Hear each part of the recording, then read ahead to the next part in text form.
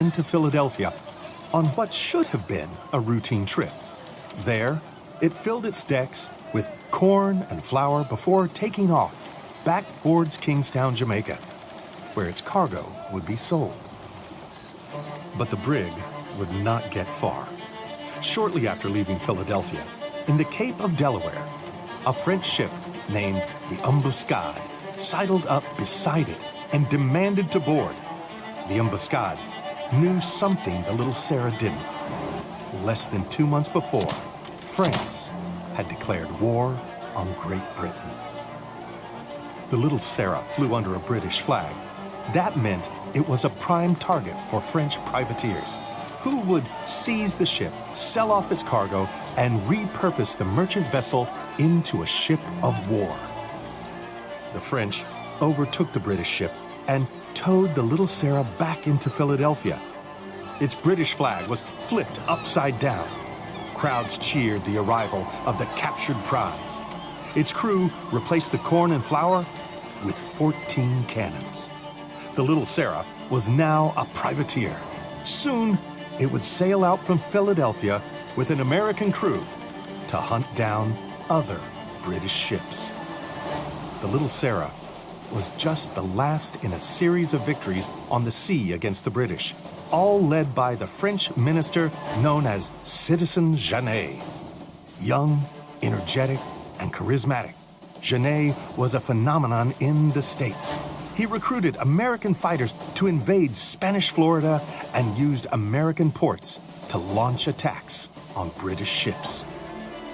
The little Sarah may have been Genet's latest victory, but for Washington, it was the last straw. The brash Frenchman threatened to drag the United States into a European war. Refused the French, and Washington risked a revolution of his own. Defy the British, and the American experiment would be over before it had a chance to begin. Americans were split. Thomas Jefferson called for Washington to honor the Treaty of Alliance between France and the United States. Alexander Hamilton feared what a British embargo could do to American trade and began to consolidate Federalist support for the dissolution of the treaty. Here, caught between two cabinet members, two mighty countries, and his own nation divided, President George Washington faced a critical decision. Shall a proclamation issue for the purpose of preventing interferences of the citizens of the United States in the war between France and Great Britain? Shall it contain a declaration of neutrality or not? What shall it contain? This is Inventing the Presidency, Episode 5, The Neutrality Crisis.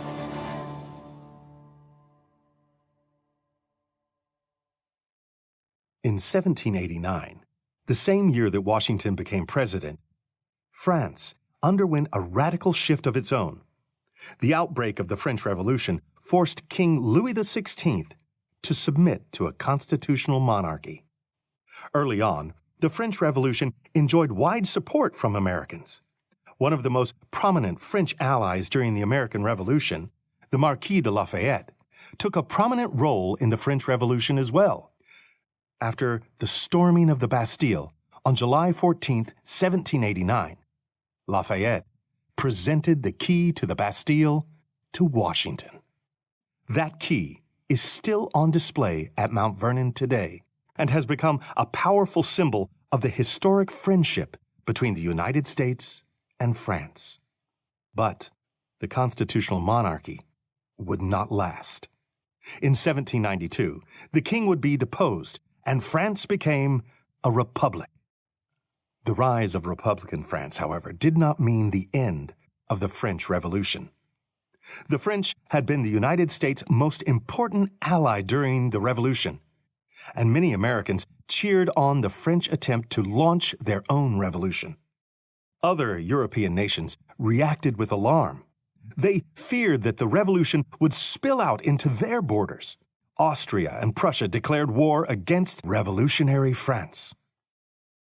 In 1793, the revolution took a turn. March 18th, 1793. The Diary or Loudon's Register. By this day's mail. Death of Louis XVI. The post brought this day a certainty of the execution of the King of France on the 21st January last, between 10 and 11 o'clock of the day. As soon as the execution was effected, 3 huzzas were given by the spectators, hats thrown the air, and, it is said, the executioners and many near the scaffold dipped their buttons in the king's blood as marks of victory and triumph. Some Americans celebrated the death of the French king, the death of a tyrant as they saw it. Others were horrified by the act. The Americans had overthrown their king, to be sure, but they had not publicly executed him and shown his severed head to the crowds. Many were scandalized by the continued imprisonment and eventual execution of his queen, Marie Antoinette, out of the belief that she, as a woman and a mother, ought to have been spared. 10 days after the death of Louis XVI, France declared war on Britain, the Netherlands, and Spain. By the time news reached the United States, nearly all of Europe was embroiled in war. The United States may have been an ocean away from the trouble, but it quickly found itself entwined within the war in Europe. Here is Sandra Moats, author of Navigating Neutrality. January, February 1793, the United States gets word that France and Britain are at war once again. They had a series of these imperial wars, and this is just the latest round. Of course, we're in a very different position now. We're no longer colonies. We're no longer part of the British Empire. We've just won our American Revolution with France's help. We also still have very strong ties to Britain, culturally, economically, all of that. So both of these countries see the United States as potentially an ally for either side. France saying, hey, we helped with your war, why don't you help with ours? Britain saying, hey, you colonists, we still have strong ties. Washington very smartly realizes this would be a disaster for us to get involved in this. One, it's an imperial war, it's a continental war, it's imperialistic, it has absolutely nothing to do with the United States. And secondly, we would just be pawns. He even says that the cost to us would be great, and the benefits, the results would be terrible. And especially given that we're only 4 or 5 years into the new Constitution, this would just be a disastrous mistake. So the idea is to tamper expectations and to also warn American citizens, stay out of this thing. At this point in time, Washington was struggling to maintain control in both the Northwest Territories and Western Pennsylvania. The small U.S. Army was occupied in the Northwest War at this time, and there was no U.S. Navy. To fall into an international transatlantic war could topple the young nation, especially against the might of the British Navy, which was at that point the strongest in the world. Here is Lindsay Chervinsky, presidential historian and author of The Cabinet. When France declared war on Great Britain in February of 1793, Washington immediately, as soon as he heard the news in April, he knew that the nation had no business getting into this war. The country was just really beginning to recover from the revolution, economically, environmentally, physically, mentally, financially, and it had no business getting in a war that was going to wreck all of those things. Even if it had wanted to fight, the nation had no army or navy, so it had nothing to fight with. So this was really not a complicated answer. However, what neutrality looked like was actually a much more complex problem for a couple of reasons. First, in 1778, when the United States had signed a treaty of amity and commerce and a treaty of defense with France, the defense treaty obligated both sides to come to each other's aid if they were attacked. So if France was attacked, in theory, by Great Britain, the United States would need to come to France's aid.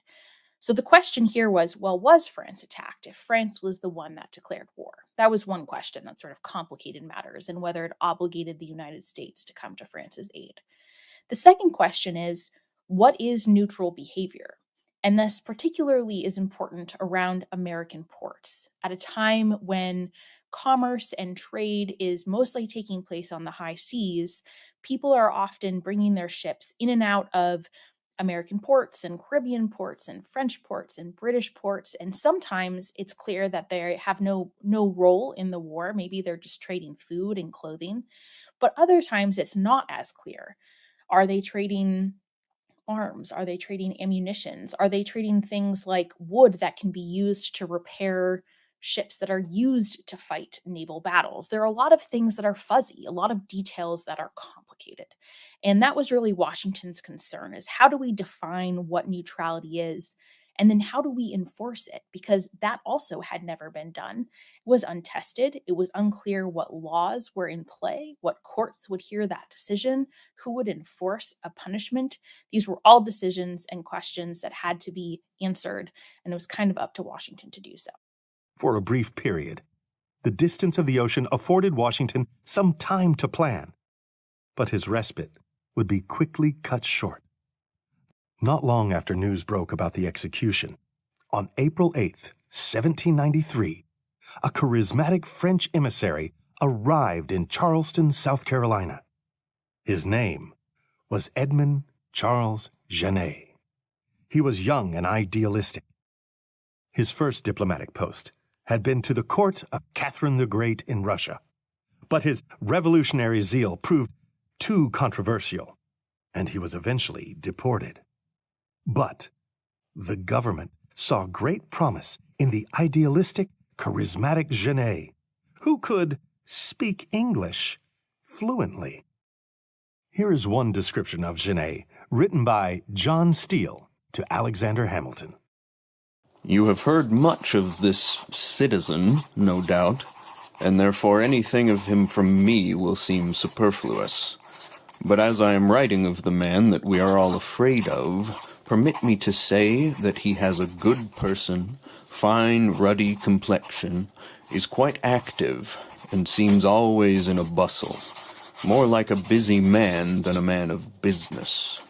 His system is, I think, to laugh us into the war, if he can. As minister of the new government of France, Genet was supposed to present himself directly to President Washington. But instead of going directly to Philadelphia, he took the scenic route through South Carolina, North Carolina, Virginia, and Pennsylvania.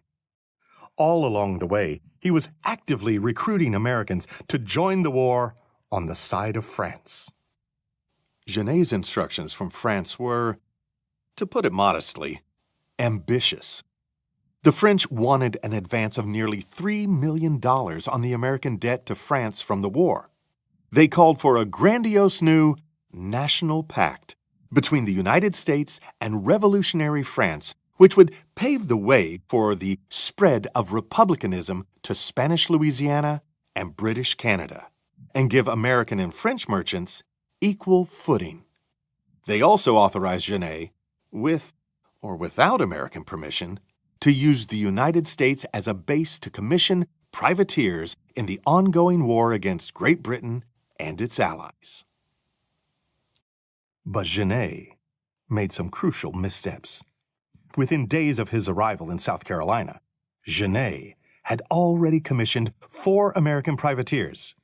Sandra Motes explains the use of privateers in this period. Everyone thinks piracy is the big thing in this age. It's not. Privateering is, because it's licensed piracy. It's you've been given a commission by a government to attack enemy ships on behalf of that government.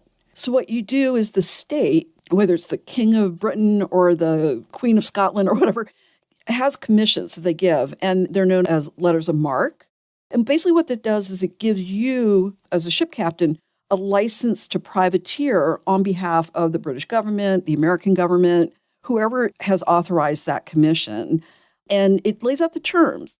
You outfit your ship, you are acting basically as on behalf of the British Navy or the French Navy, and anything you collect, you basically split the share. The British government, the French government gets a share, and then you get to collect a share. And then you take you literally go and jump on someone else's ship, capture the ship, take that ship and its belongings into port, and then basically cash out. And then the British government, if you're working for them, they'll take their cut. And then you as the ship captain get your cut. And then you give whatever's left to your crew.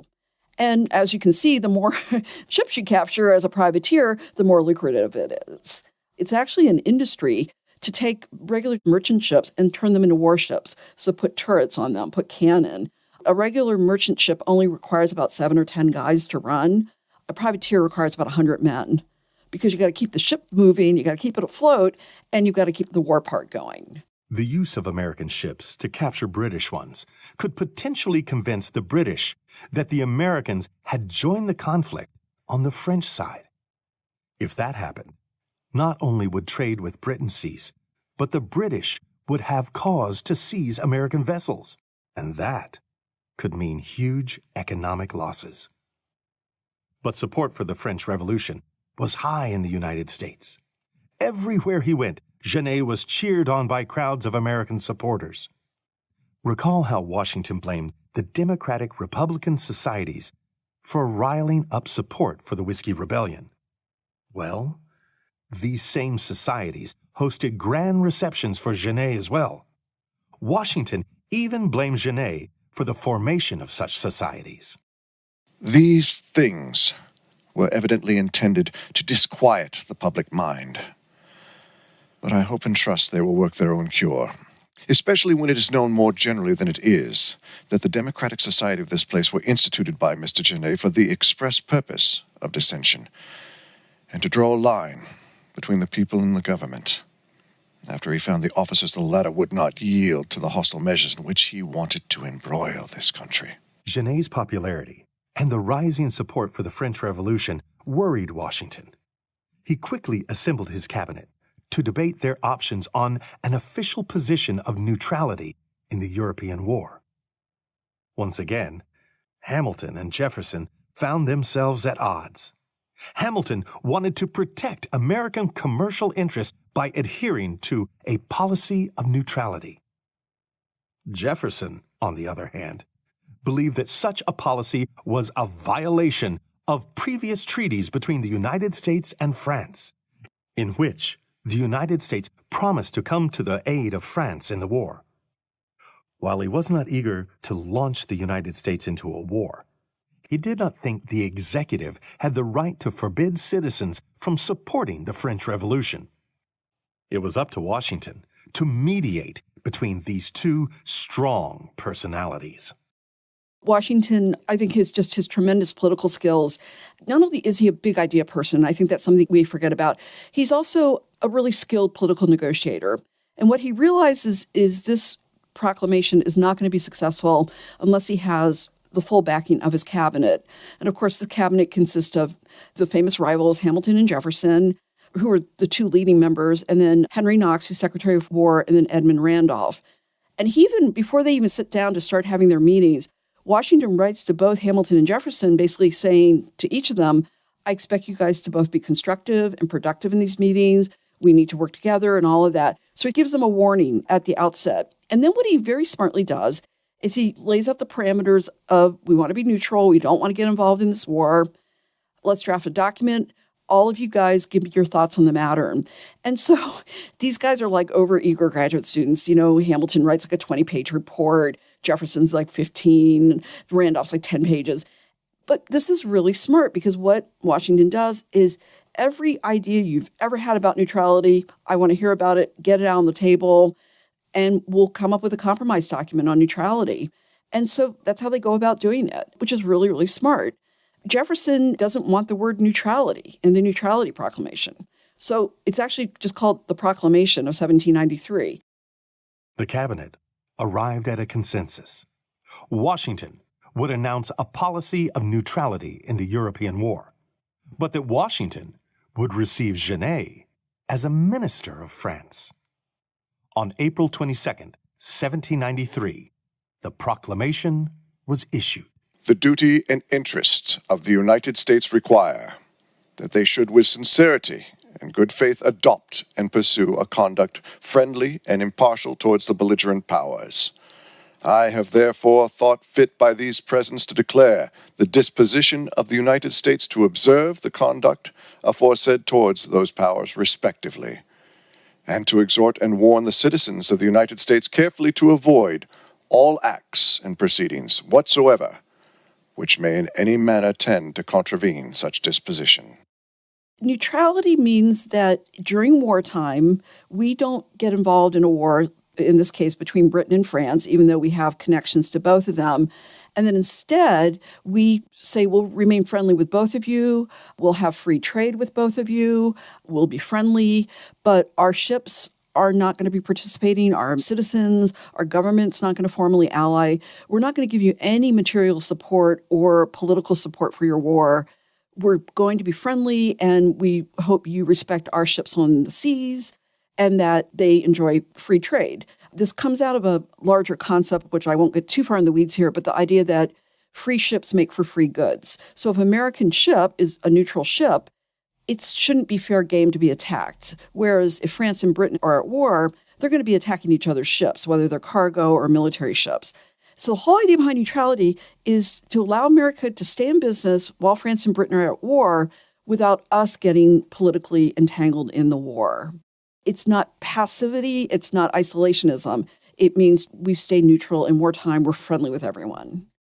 Genet finally arrived in Philadelphia just a few weeks later. In some respects, his mission had just taken a catastrophic turn. Despite his success in charming Americans, the Washington administration nipped his recruitment efforts before he even had a chance to meet formally with the president. But Genet was not yet done in the United States. On May 17th, 1793, his arrival in the city was celebrated by a crowd of supporters outside his hotel. There was some debate about how large the crowd was. Hamilton said 600 people. Jefferson said 1,000. Genet would later recall 6,000 supporters in the streets. And Adams, with some exaggeration, would claim in 1813 that You certainly never felt the terrorism excited by Genet in 1793, when 10,000 people in the streets of Philadelphia, day after day, threatened to drag Washington out of his house and effect a revolution in the government, or compel it to declare war in favor of the French Revolution and against England. the crowds never likely grew above 1,000. But regardless, Adams' account reveals the anxieties stirred up by Genet's powerful rhetoric. The Neutrality Proclamation had failed to stifle support for the French Revolution. But Genet had grown bold. Genet believed that Washington was being led astray by the Federalist anti-French members of his cabinet, specifically Hamilton. Genet wrote letter after letter to Jefferson in French, claiming that treaties between France and the United States entitled him to commission privateers in American ports. Jefferson was initially sympathetic to Genet, but over time, he grew frustrated with Genet's refusal to comply with his directions. He warned him to stay put for the time being and forbid him from continuing to use American ports to outfit new privateers. Here is Lindsay Chervinsky again. Initially, Jefferson had been very supportive of Genet. He had wanted to give Genet the benefit of the doubt. He had warned Genet repeatedly about the Neutrality Proclamation and asked him to stop with privateers and asked him to cease that behavior. Hamilton was very distrustful of the situation. He was quick to want to request Genet's recall from France, and they battled over these issues constantly in cabinet meetings. There was a final sort of throwdown, for lack of a better word, in July of 1793 when it became clear that Genet was going to continue churning out these privateers regardless of what they said. When Jefferson finally confronted the French minister about these issues, Genet threatened to American people to go above Washington's head and to appeal directly to American citizens. And this was a huge insult. It was a grave insult to American sovereignty, to American diplomacy, to the president's authority over diplomacy. One last act of defiance sealed Genet's fate.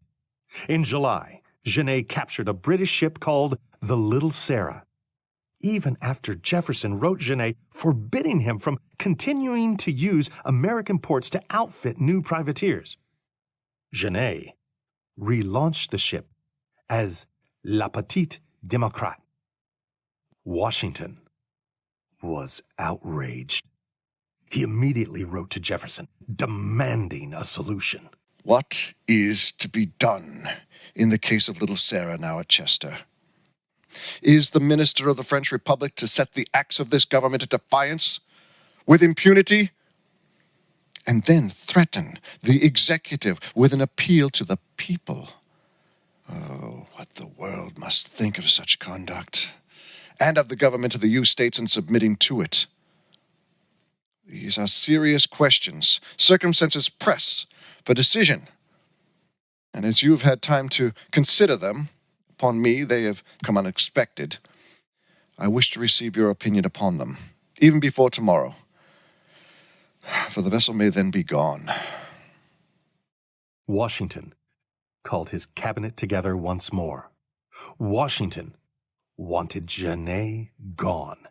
Even Jefferson, who had sympathized with Genet's cause, was losing his cool. In a letter to James Madison, he wrote, Never, in my opinion, was so calamitous an appointment made as that of the present Minister of France here.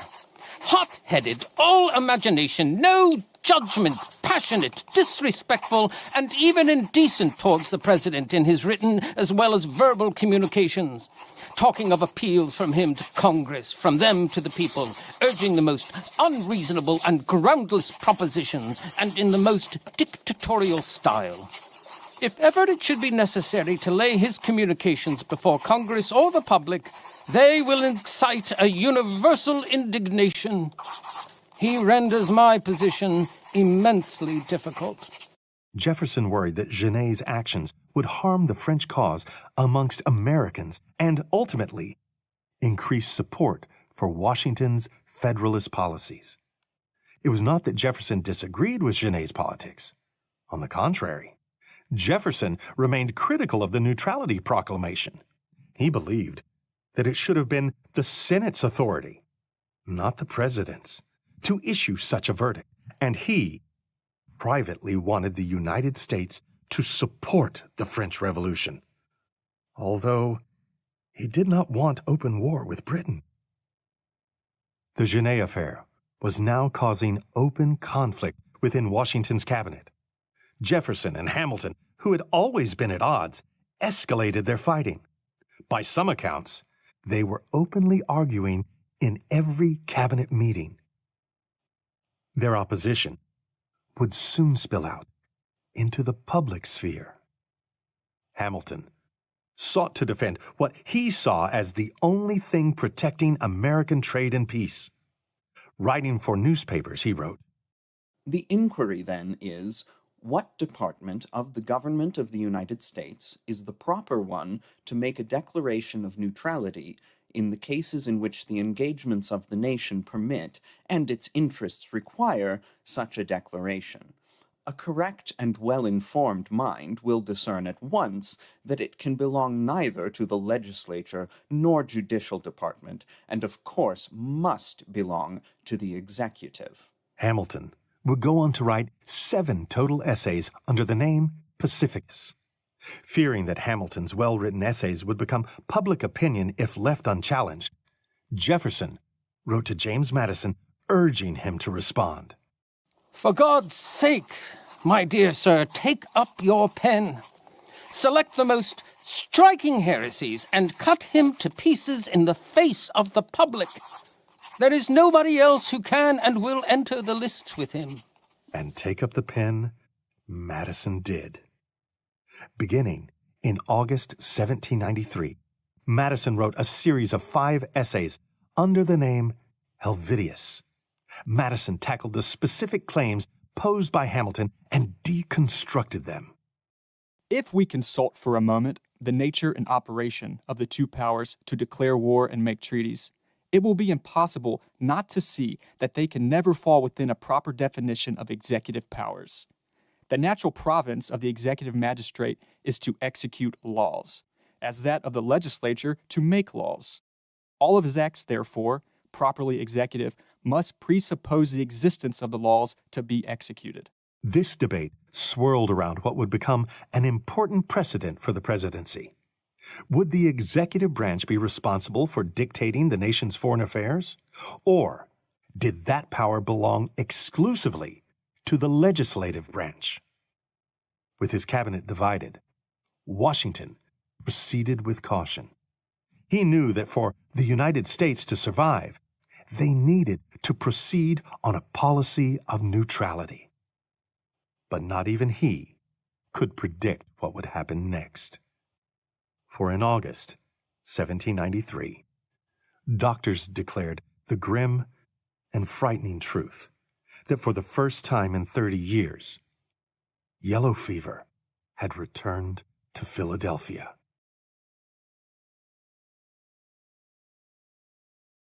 Throughout 1793, while Genet rallied support and the Americans struggled to remain neutral, there were big changes going on in France too. Genet was sent by a government known as the Girondins, but by the time Washington requested his recall in August, a new regime was in power, the Jacobins, and they were none too pleased with Genet's actions in the United States. The Jacobins saw Genet's contempt for the American government as threatening future support, and Genet soon became the target of conspiracies in his native country. One French pamphlet writer accused Genet of being a British agent bent on destroying American-French unity. They even accused him of conspiring to help the British drive the French out of the West Indies. This last accusation must have hit hard for the French. There was at this time another nation at war with France. In 1791, the outbreak of the Haitian Revolution would lead to a 13-year struggle for independence from France. Led by Toussaint Louverture, a keen military leader who had been enslaved himself, Haiti would become the first country to be founded by formerly enslaved people. Haiti was, of course, much closer geographically to the United States than France. The planter class, primarily made up of white men, pleaded to the United States for assistance, and Hamilton advanced $40,000 to the French minister for assistance to be paid out of the American debt to the French. Here is Ramin Ganeshram, journalist, food historian, and executive director of the Westport Museum for History and Culture. The revolution in Haiti was an uprising of enslaved people against the French planter class who enslaved them. And what's important about this is that it was a successful revolution. The revolution took place. The planter class was driven out of Haiti in favor of self-rule by now free people of African descent. What's important to understand about this is that this was an absolutely terrifying situation for men like Washington and other enslavers in the United States. Uprisings, revolts among enslaved people in the Caribbean did happen from the 17th century, and they would have known about it. Particularly in the West Indies, there was revolt after revolt. They were always put down at great expense to the African community in terms of loss of life and punishment, but they continued. So there was this constant fear amongst particularly the planter class in America of the same thing happening here. So when it happened in Haiti and it succeeded, this struck terror into the hearts of Washington and men like him. Due to his revolutionary ideals and military genius, Louverture was hailed as the George Washington of the Haitian Revolution. But George Washington of the United States was not so supportive of the Haitian Revolution. Both Jefferson and Washington expressed concerns about the influence of the Haitian Revolution on American enslaved communities, fearing an uprising. Toussaint Louverture recognized the United States as a sovereign state. Washington did not return the courtesy to him. But what's interesting is that Washington really didn't comment publicly very much on events that revolved around enslavement. We have very little public comment about that. Politically, he thought it was an illegitimate revolution. He thought that it was a terrible situation. Personally, he donated a small amount of money to a fund for white refugees of the Haitian Revolution in Philadelphia. In 1793, about 2,000 of these refugees, most of whom were French, arrived in Philadelphia. There is no way to know for certain, but many in the ensuing years would blame this influx for what would soon become a crisis beyond the control of anyone in the United States. Dear Julia, since my letter to you of Friday, the fever has assumed a most alarming appearance. It not only mocks, in most instances, the power of medicine, but it has spread through several parts of the city remote from the spot it originated. This is a letter written by Benjamin Rush to his wife Julia. Rush was already a well-established and trusted doctor in Philadelphia when yellow fever hit the city. It would quickly become one of the worst epidemics to spread throughout 18th century America. This morning I witnessed a scene there which reminded me of the histories of the plague. In one house, I lost 2 patients last night. 5 other persons died in the neighborhood yesterday afternoon, and 4 more last night at Kensington. Just a few days later, he wrote again to his wife, describing the nature of this yellow fever. Sometimes it comes on with a chilly fit and a high fever, but more frequently it steals on with a headache, a languor, and a sick stomach. These symptoms are followed by a stupor, delirium, vomiting, a dry skin, cool or cold hands and feet, and a feeble, slow pulse. The eyes are at first suffused with blood. They afterwards become yellow, and in most cases, the yellowness covers the whole skin on the 3rd or 4th day. Livid spots on the body, a bleeding at the nose from the gums and from the bowels, and vomiting of black matter in some instances closes the scene of life. In just 4 months, 4,000 people died in Philadelphia alone, at least 10% of the city's population. Nearly half fled the city. The disease quickly spread to New York, Boston, and other major cities. The yellow fever hit Philadelphia just as the Whiskey Rebellion was at its height.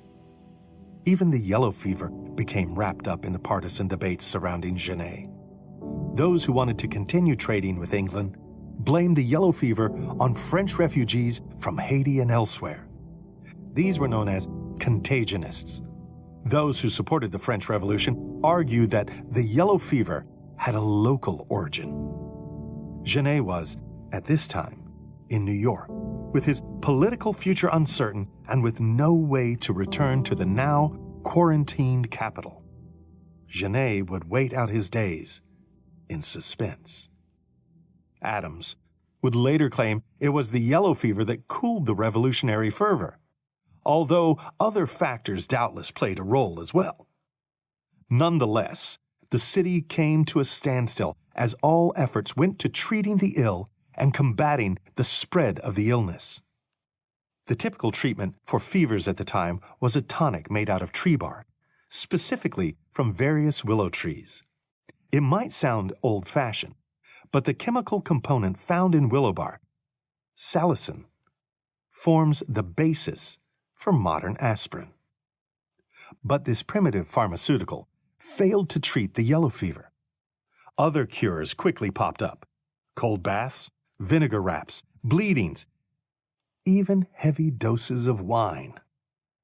The Free African Society led efforts to treat the ill. Here is the account given by Absalom Jones. Early in September, a solicitation appeared in the public papers to the people of color to come forward and assist the distressed, perishing, and neglected sick, with a kind of assurance that people of our color were not liable to take the infection. Upon which we and a few others met and consulted how to act on so truly alarming and melancholy an occasion. After some conversation, we found a freedom to go forth, sensible that it was our duty to do all the good we could to our suffering fellow mortals. Here it ought to be remarked that 2/3 of the persons who rendered these essential services were people of color, who on the application of the elders of the African Church were liberated on the condition of their doing the duty of nurses at the hospital at Bush Hill. Despite the heroic efforts of Jones, William Gray, Sarah Bass, Mary Scott, and many other African Americans who put their lives in danger to care for the sick, many accuse them of profiting off of the ill. We feel ourselves sensibly aggrieved by the censorious epitaphs of many who did not render the least assistance in the time of necessity, yet are liberal in their censure of us. For the prices paid for our services when no other knew how to make a proposal to anyone they wanted to assist them. The belief that African Americans were immune to the yellow fever proved false, and soon it raged through their communities alongside the rest of Philadelphia. Even Alexander Hamilton fell ill, although he and his wife would later recover. A difficult decision had to be made. Washington may not have liked the prospect of abandoning the capital of the United States, even as thousands were fleeing the city. But on September 10th, 1793, Washington and his family evacuated to Germantown, Pennsylvania. The Washingtons would remain there for several months. By December of 1793, the yellow fever had left Philadelphia. Washington returned to the city. So did Genet. When Genet visited Congress to make his final appeal, he told his French superiors that he was ready to engage in mortal combat with his opponents. Although in reality, his speech failed to excite any strong reactions. Genet blamed Washington's popularity for the lukewarm response. He believed congressmen were too scared of pushback if they went against the popular president. In reality, Genet had gone too far. After his outrageous disobedience of the Washington administration, few in Congress wished to endorse the defiant Frenchman. Washington formally asked Congress to submit the recall on December 5th, 1793. It is with extreme concern I have to inform you that the proceedings of the person whom they have unfortunately appointed their minister have here breathed nothing of the friendly spirit of the nation which sent him. Their tendency has been to involve us in war abroad, discord, and anarchy at home. A month later, the French government agreed. The Jacobin government had turned against Genet completely. Not only was Genet still the target of incendiary pamphlets, but the French had already identified him as a convenient scapegoat. The French badly needed American food supplies to feed their army. Plus, there were some in the French government wishing to recall their own American minister, a terse, eccentric founding father by the name of Gouverneur Morris. Morris was the only American diplomat to remain in Paris during the Reign of Terror, and he was seen by many as being a pro-British agent. The idea of a recall must have been terrifying for Genet. Between September 1793 and July 1794, over 16,000 people in France were executed in what is now known as the Reign of Terror. Marie Antoinette had lost her head in October. So did Genet's former mentor, Jacques-Pierre Brisson. Washington's dear friend, the Marquis de Lafayette, once a hero of the French Revolution, was now in prison as an enemy of the same revolution. Genet must have known he would be next. Washington, too, understood Genet's fate should he return to France: the guillotine. At this point, Genet had openly flouted Washington's policy of neutrality. He ignored repeated warnings from Jefferson and others to cease his recruitment and privateering efforts. He had given Washington nothing more than headache after headache in one of the most embattled years of his presidency. No one likely would have blamed Washington for sending Genet back to France. But to do so was to condemn Genet to death. Washington granted Genet mercy. Genet was granted political asylum and allowed to remain in the United States. Edmond Genet, the young, idealistic man who had once been kicked out of Russia for his revolutionary fervor and who had successfully sparked new life into the American revolutionary spirit, never returned to France. He retired to a farm on the Hudson Bay River, where he married the daughter of the governor of New York and never entered public life again.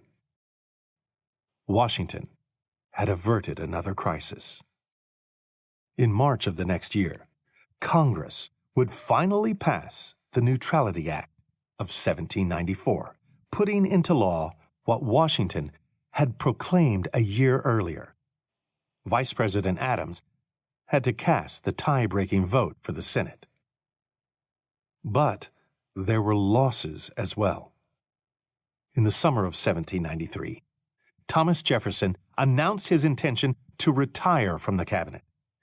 He claimed that he wished to return to a private life back at his plantation, Monticello. Washington visited Monticello to convince Jefferson to stay. But Jefferson maintained that his retirement was born out of nothing more than a desire for a quiet life. Jefferson had wanted to retire as early as 1792. He didn't particularly like serving in the cabinet. He wanted to go home to Virginia.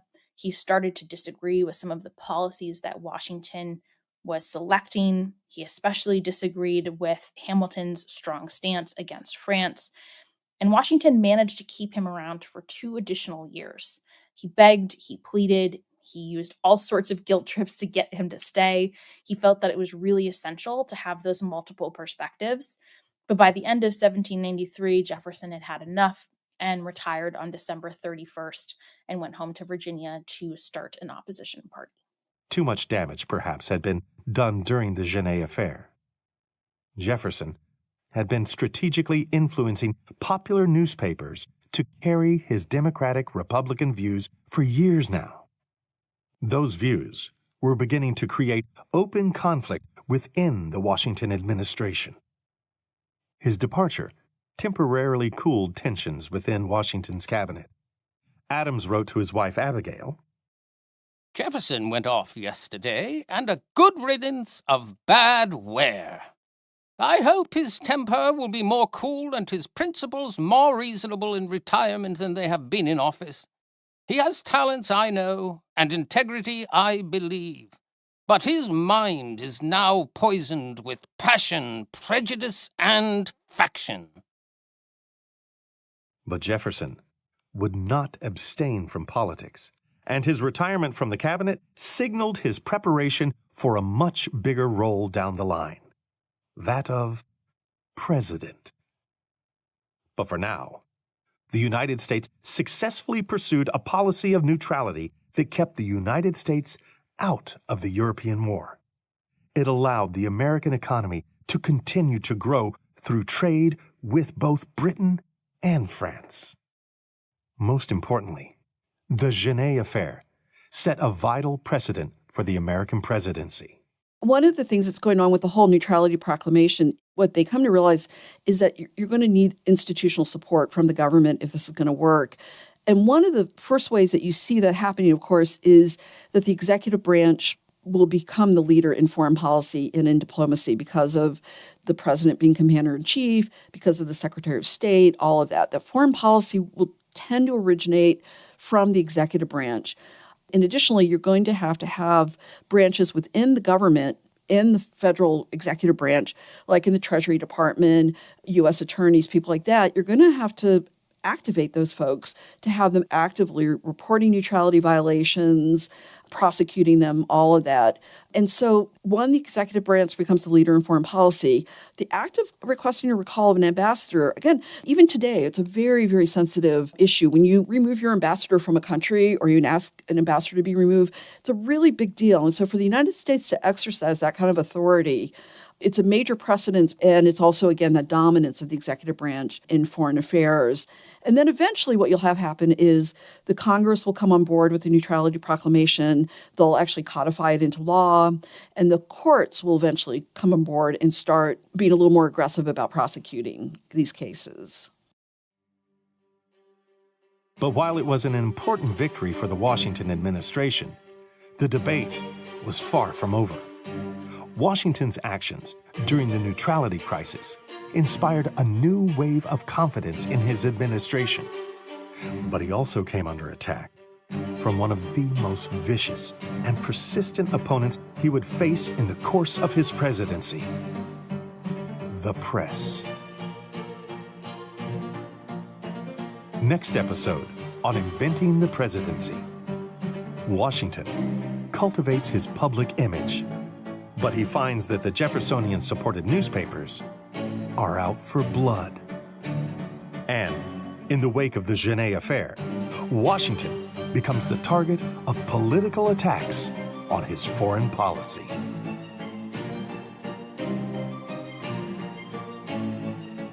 Inventing the Presidency is a production of the Mount Vernon Ladies Association and CD Squared Productions.